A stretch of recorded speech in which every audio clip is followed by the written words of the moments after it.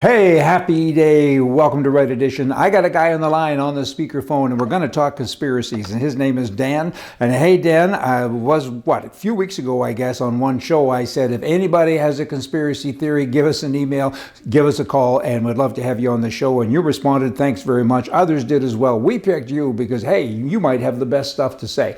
What have you got to say, Dan? Come on, give me a conspiracy theory. Well, thanks for having me on, Brian. Okay. But my close friends call me the godfather of conspiracy. So I pretty well know most of them, but some of them I don't touch at all. But it went back, since the 1970s from my dad. Yes. And he told our family way back that the American government, and all governments of the world, actually, governments of the world, were going to be infiltrated by the communists, and they're going to take over each country through inflation, immigration, and racial tension. And this is back in the 70s, and they said they'll do first Rhodesia will fall, then South Africa will fall, then America will fall, all through three things. So anyway, I don't know how he got that information, but he told us, and of course we sat back and watched, and these things are happening exactly what he told us. Rhodesia did fall, South Africa fell, and they're all communist, Mugabe, and all the South African government was communist. Anyway, so then in the 1979, August of 79. I went to a meeting in Kerrisdale area of Vancouver, and somebody handed me a book on you call it conspiracies. Now, back then it was not called conspiracy. That's a CIA thing. They could make people not listen to you. But anyway, I read a book, and it told you exactly about the world government that's coming and who's behind it, all the banking system, the Rothschilds, the Rockefellers. And it basically they just told you, I thought, these guys are crazy. This isn't true. But as that was 79. Now we're into 2022. And exactly what they said in that book. And of course, there was, back in the 80s, there was up to 267 books that were banned by the Canadian government for you not to read about what's happening in the future. But they did all Quiet on the Western Front and other different books that they banned, but they would not allow you to read these other books, which I had able to read about half of them. All right. Give me another theory, conspiracy theory. Well, pick one. 9/11. Oh, 9/11. My question to you is, how many buildings fell that day? I'm scared to answer that. I know. Most people are. They'll go 2. Yeah. But there isn't. There's 3 buildings fell. Building 1, Building 2, and Building 7. Building 7 was not hit by any plane. And it fell down. It housed the CIA, the IRS, and FBI in that building. It's the most secure building in New York City, and it fell. It fell in the afternoon. And it fell they said that it fell because there was stuff on top of the roof. But if you look at the videos from the pictures and that, there was nothing on the roof. It was on the corner of the building. And like somebody said to me, if the building would not collapse like controlled demolition, it would have fell over sideways with that damage on the corner, but it came straight down. And if you look at the video, and along with even the buildings 1, 2, and 3, you'll see that the columns are being blown out as the buildings are falling. They're underneath the explosion. You'll see the columns are being blown out on all 3 buildings. Okay, well, we'll have to have a look at that. Tell me about, let's have a conspiracy theory about religion. Religion. Yeah. I don't know. I'm a Christian, and I've only got one religion I look at. So, and I in a conspiracy, be honest with you, I teach some ancient history of Israelites, and they're lying about our history, so big time about our history and where we came from and stuff like that. So, that's a whole story within itself. What about, I hear from people, we've had so many people write in and talk about lizards and all kinds of things, like the third eye and so on. And give me some of that. I don't touch that.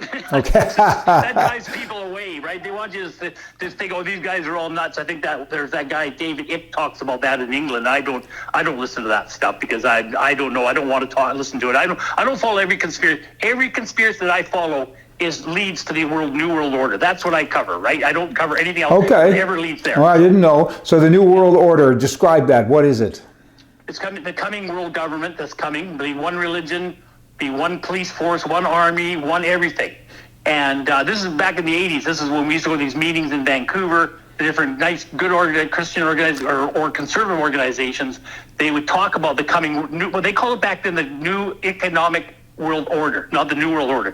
The word New World Order comes from a woman who was in the United Nations when it started, called, what's her name? I can't think of her name. It'll come to me.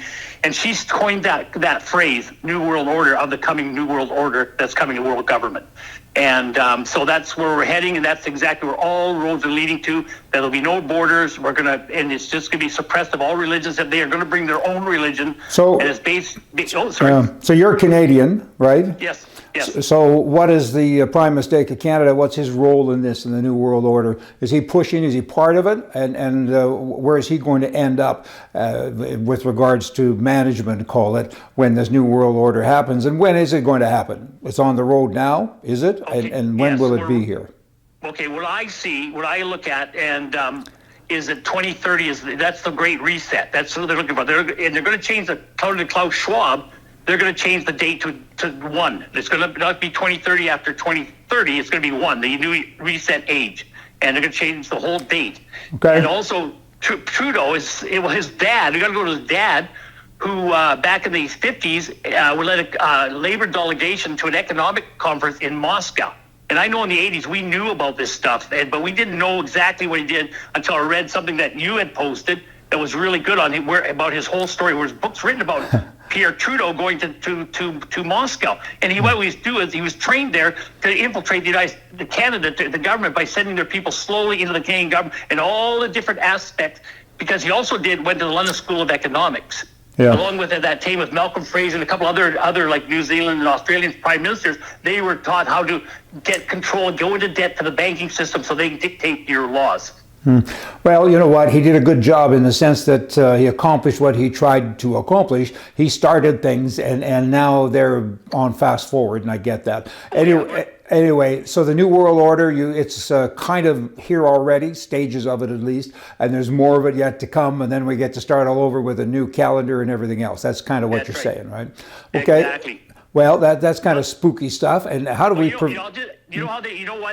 think why they picked 2030. Why? Because it's exactly 2,000 years since Christ had started his earthly mission, right? I think there's a big something coming in the future, and you'll see it. They've got some big plan coming up to bring this all in. So that's a whole story in itself, Brian. Yeah. Okay. Well, you know what? That's a lot of interesting stuff, and we'll talk again another day, because we'll get some comments from our viewers. Please do comment on this, and it'd be nice to have you back, and we'll have a second round at this, because people will be adding and saying, why didn't you talk about this? And we'll do that next round, and we'll keep in touch now that we have found our way to each other, right? So thank you so much, and you just go, Brian. Have a very good day. You bet. Thank you. Okay. Bye-bye. Bye-bye. There you go, everybody. Y'all come back another day, and we'll be here, because, hey, right is right, left is wrong. Hey, see ya.